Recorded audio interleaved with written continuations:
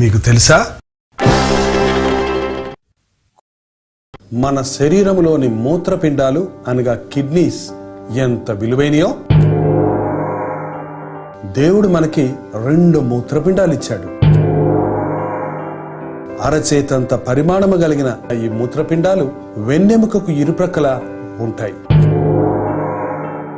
మన శరీరములోని రక్తము ఈ మూత్రపిండాల్లోనికి ప్రవహించి అక్కడ వడకట్టబడి వ్యర్థమైన పదార్థాలను మూత్రంగా వేరు చేస్తుంది.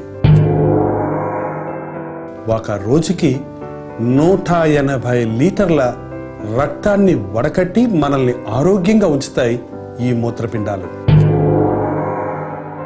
మనకి 2 మూత్రపిండాలు ఇచ్చాడు దేవుడు. ఒకటి పాడైతే ఒకటి ఉండటానికి.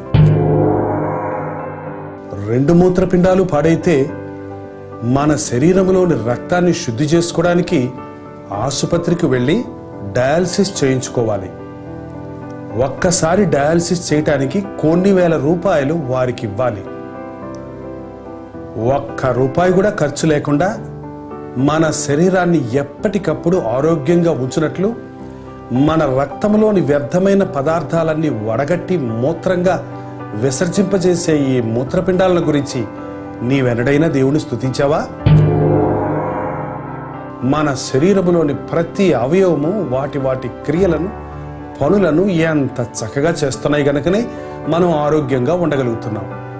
అందుకని దావీదు అంటున్నాడు, నీవు నన్ను కలుగు చేసిన విధానము చూడగా ఆశ్చర్యమును భయమును కలుగుతున్నవి.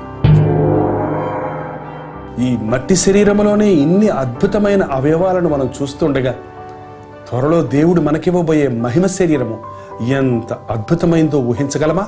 కాబట్టి ఈ శరీరం శాశ్వతమైంది కాదని ఎరిగి ప్రభు ఇచ్చే మహిమ శరీరం కొరకు ఎదురు చూద్దాం.